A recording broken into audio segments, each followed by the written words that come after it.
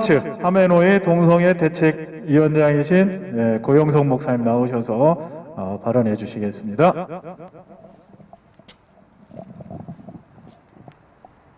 안녕하십니까.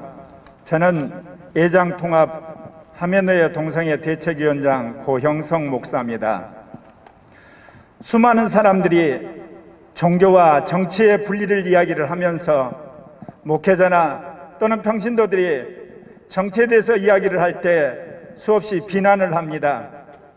사실 여러분, 인류가 최초로 획득한 자유가 무엇인지 아십니까? 종교의 자유였던 겁니다. 루터가 종교 개혁을 했을 때 가톨릭과 개신교가 싸워서 종교의 자유를 최초로 그것을 획득했던 것이고, 그것이 미국의 독립전쟁을 통해서 독립선언서에 종교의 자유가 처음으로 명시된 것입니다. 그리고 이어서 정치혁명을 통해서 정치의 자유가, 그리고 산업혁명을 통해서 경제의 자유가, 그리고 교육혁명을 통해서 교육의 자유가 주어진 겁니다.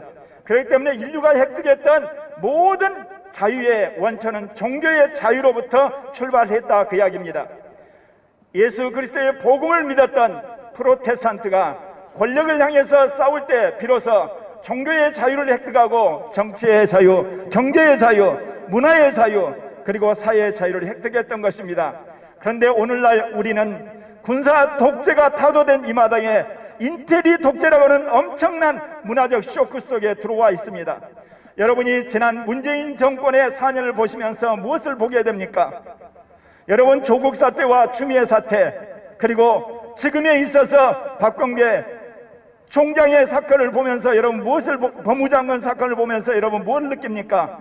어쩌면 그렇게 인테리들이 양심을 저버리고 이성을 저버리고 국민 앞에서 가진 바 권력을 가지고 국민을 농락하고 국민을 협박하는 걸 여러분 보시지 않습니까?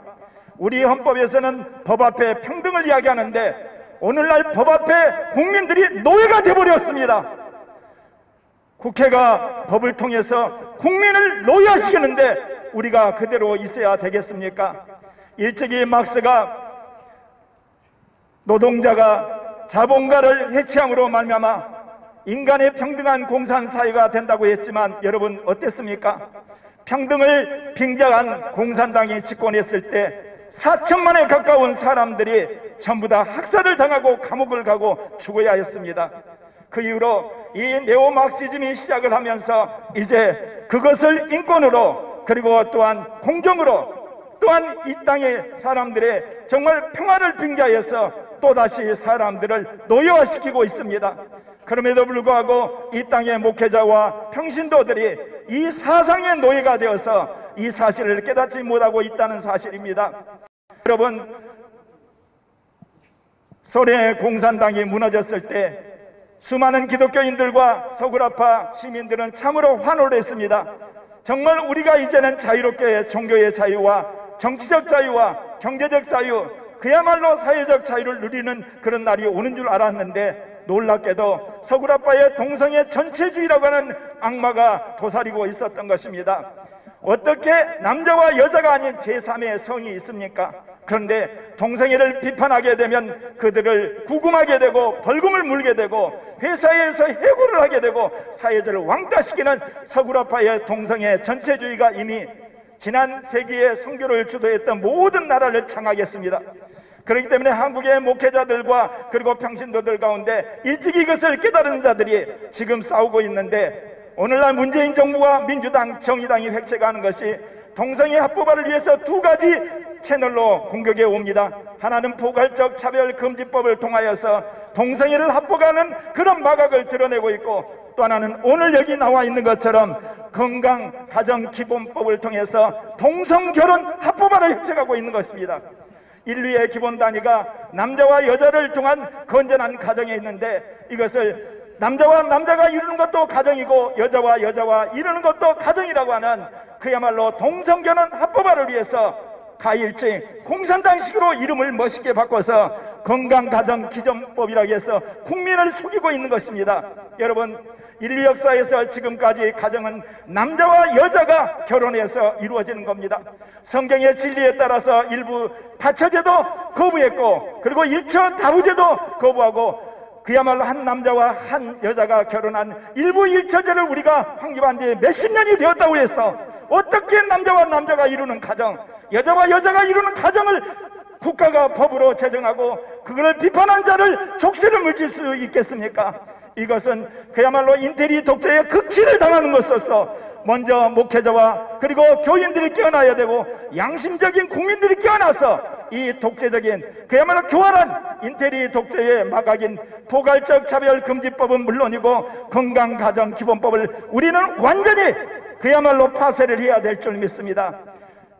서구라파를 정한 동성애 합법화의 마각을 알지 못해서 서구라파 교회가 그것을 당해서 이제는 교회가 마음대로 공개석상에서, 학교에서, 그리고 언론사에서, 그리고 공개적인 광장에서, 그리고 사이버 공간에서 그야말로 남자와 여자가 결혼하는 이 그야말로 남녀 결혼에 대해서도 이제 꼴통이라고 비난받는 시대가 되어버렸고, 동성결혼과 동성합법화가 그야말로 대세가 이루어버린 시대가 되었지만 한국 교회가 깨어나고 한국 국민이 깨어나서 이 잘못된 포괄적 차별금지법 그리고 동성결혼법을 파기하게 될 때, 그리고 그것을 극복하게 될 때 한국 교회와 한국이 주도해서 이 거대한 제2의 공산주의라고 할 수 있는 동성애 전체주의를 극복한 날이 오리라 저는 믿습니다. 동성애 전체주의는 제2의 공산주의로서 그럴싸한 말을 합니다. 포괄적 차별금지법 얼마나 좋습니까? 그런데 거기에는 동성애를 합법화하고 그리고 종교 비판하는 것을 그야말로 금지를 시키고 그리고 잘못된 것을 지적하게 되면 그것을 혐오 발언으로 해서 사람들의 입을 체감버리는 그야말로 표현의 자유를 억압하고 양심의 자유를 억압하고 종교의 자유를 억압하는 독소적인 그런 법이 포괄적 차별금지법으로 말로 위장이 되어 있습니다. 또한 동성결혼과 그리고 동성이 같이 모여서 결합한 가족을 건강가정기준법이라고 거짓말로 속여서 국민들을 호려하고 있는 것입니다. 이것을 일찍이 알고 있는 이 땅의 선각자들과 그리고 목회자 평신도들이 모여서 오늘 이 전북 지역에서 이것을 그야말로 분쇄하기 위한 기자회견을 갖게 되었습니다. 여러분, 그럴싸한 거짓말에 속지 마십시오. 제2의 공산주의자들은 그럴싸한 말로 사람들을 호리는 겁니다. 그런 의미에서 우리가 이 그야말로 제2 공산주의 동성애 전체주의자들의 계략을 알아낸 바 목회자들과 평신도들과 양심 있는 국민들이 이제 똘똘 뭉쳐서 이 악법을 척결할 뿐만 아니라 건강한 양성가정기준법 그야말로 양성평등법을 그야말로 지향해서 이 땅에 남자와 여자가 공존하는 그야말로 가장 앞서가는 양성이 함께 살아가는 더불어 살아가는 양성평등의 사회를 이루는데 우리 다 같이 힘을 모으십시다. 감사합니다. 네.